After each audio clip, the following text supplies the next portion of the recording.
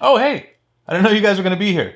But that's okay, it's perfect timing. We're actually getting ready to watch a documentary on the Hidden Creek Manor. You guys should join us. There's plenty of room. You've got popcorn. It will be good.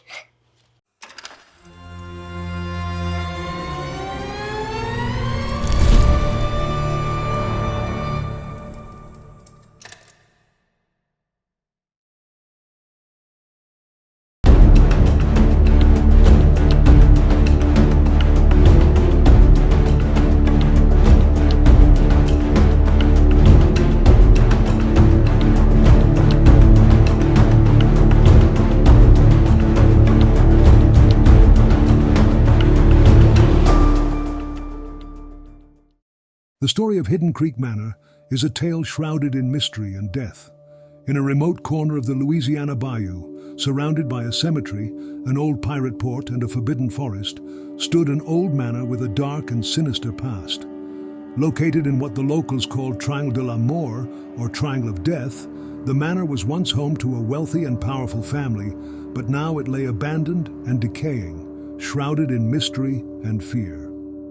Those who dared to approach the manor spoke of strange sightings and eerie sounds that echoed through the night. The cemetery surrounding the manor was said to be the final resting place of the mysterious family, their graves marked by weathered headstones that bore ominous warnings to those who dared to disturb their slumber. Each year on Halloween night, the sound of ghostly pirate ships can be heard in the distance, their spectral crews searching for lost treasure along the moonlit coast. The pirate port, once a bustling hub of illicit activity, was now a ghostly reminder of the ruthless buccaneers who had once called it home. The forbidden forests that bordered the manor were said to be cursed, the trees whispering dark secrets to those who wandered too close. Shadowy figures flitted among the twisted branches, their eyes glowing with malevolent intent. Very little is known about the Hidden Creek Manor beyond the local ghost stories passed down from each generation to the next. So our guest tonight has made it his life mission to unravel the web of shadows cast upon this old forgotten home.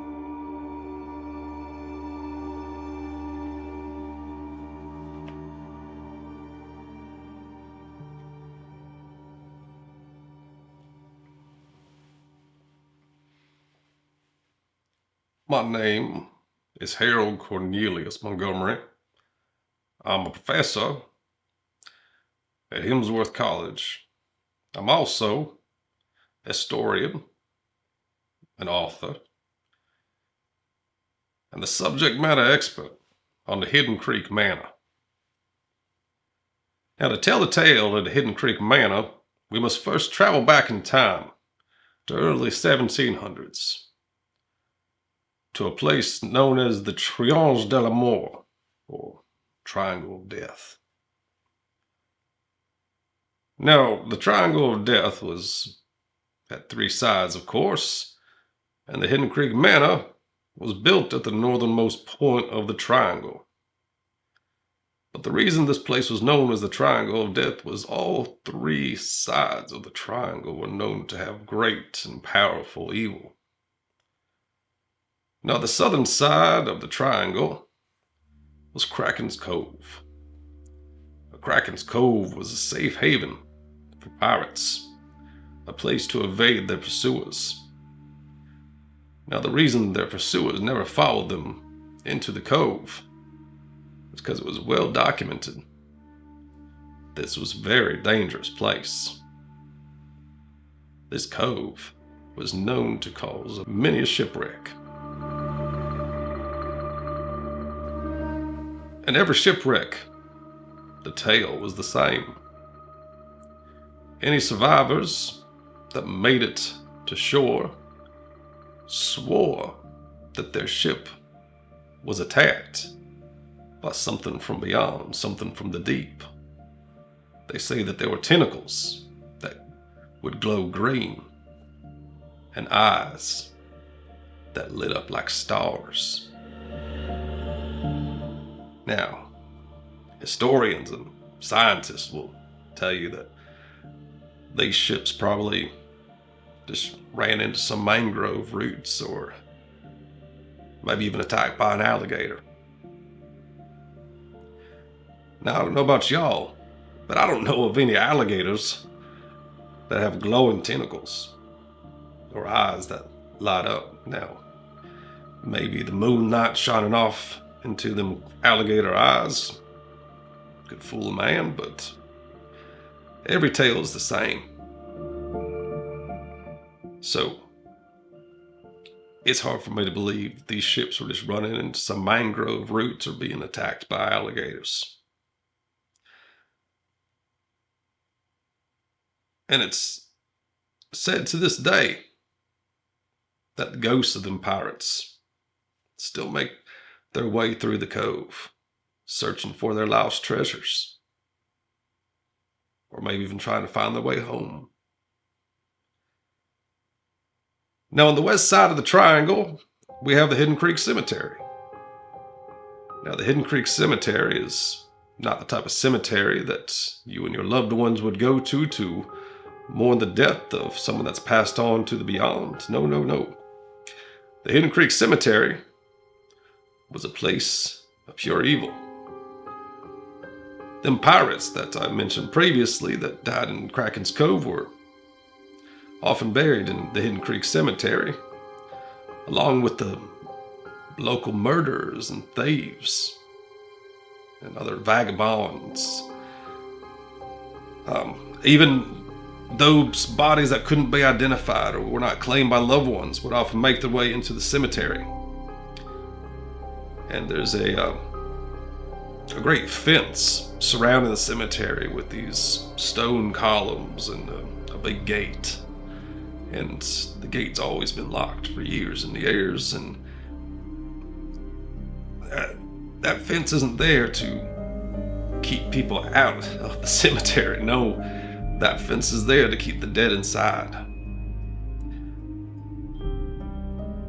And then finally, on the east side of the triangle, you have the Forbidden Forest. Now, the Forbidden Forest was a safe haven for those that practiced witchcraft or voodoo.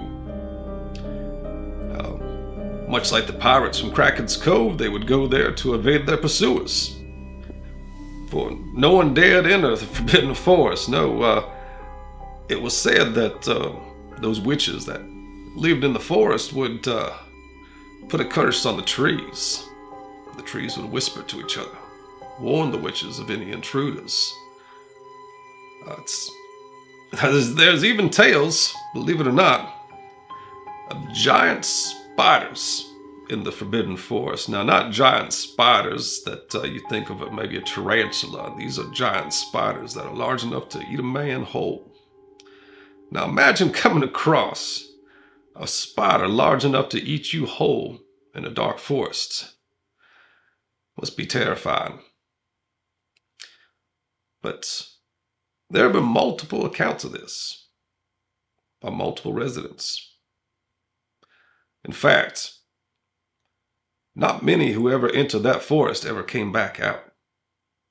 There are many accounts of missing persons that were never seen again after making their way into that forest. There was one man by the name of Cornelius Wallace. He was a bit of an outdoorsman, a hunter. And he ventured himself into that forest. It was missing for quite some time. Now, because no one dared enter that forest, there were no search parties that went to rescue him. His family would just stand at the edge of the woods, calling his name, day after day, until early one Monday morning, fog-covered field. At the edge of the forest, a man emerged. It was Mr. Cornelius Wallace. But they say he was white as a ghost, and he never spoke another word again in his entire life. Now imagine something so terrifying that would cause a man to lose his speech. So, now that we've laid the groundwork here of what the Triangle of Death entails, we can begin the story of the Hidden Creek Manor. Now, as mentioned previously, the Hidden Creek Manor was built on the northernmost tip of the Triangle of Death, as requested by the family that lived there.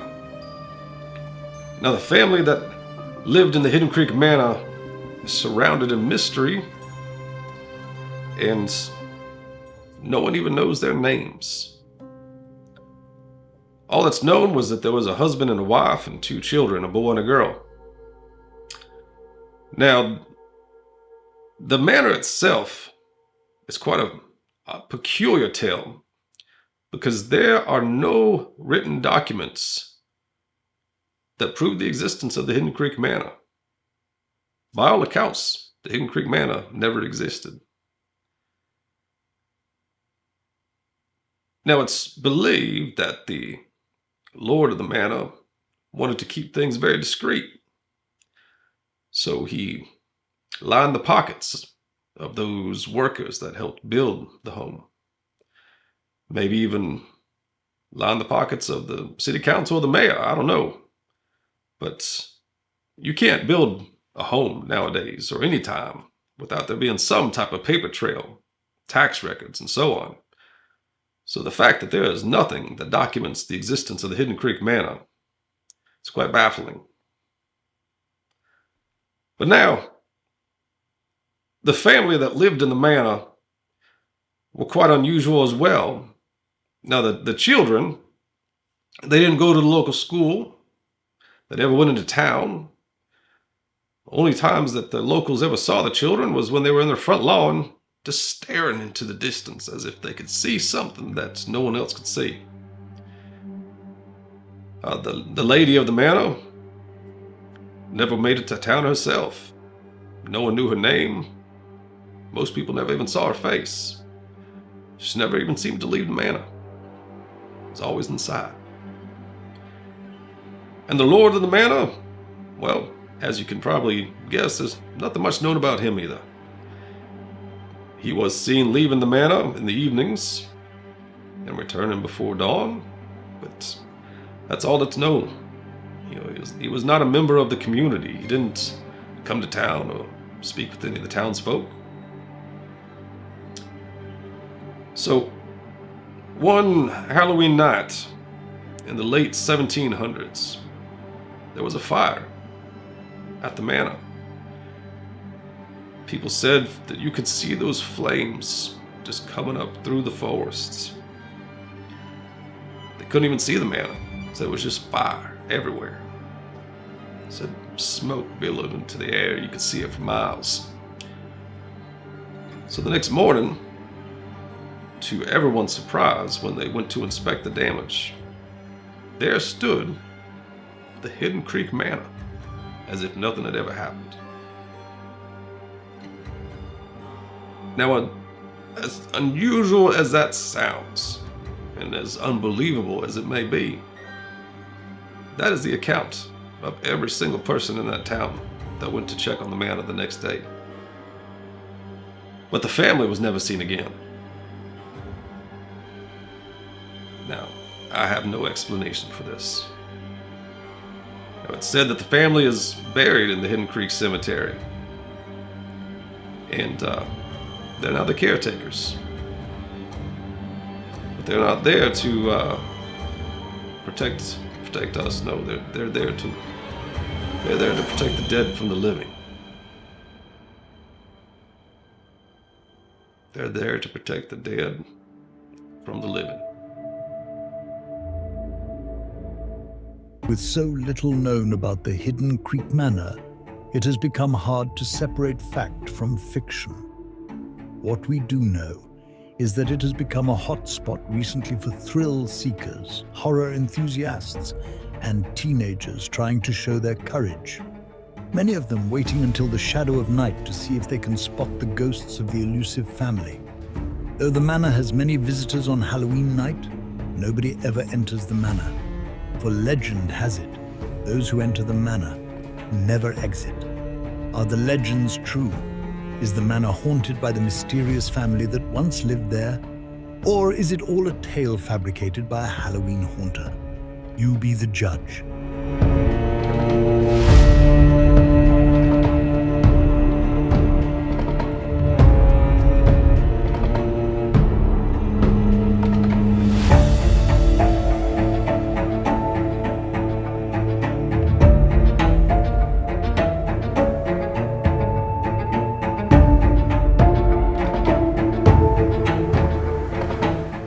Join us next week as we try to solve the mystery of the Chupacabra on Tales of the Unknown. Hey guys, go check out the Hidden Creek Manor store. We've got shirts, we've got hats, we've got hoodies. And don't forget, all purchases made between now and Halloween night 2024, 100% of the proceeds go to help the victims of Hurricane Helene.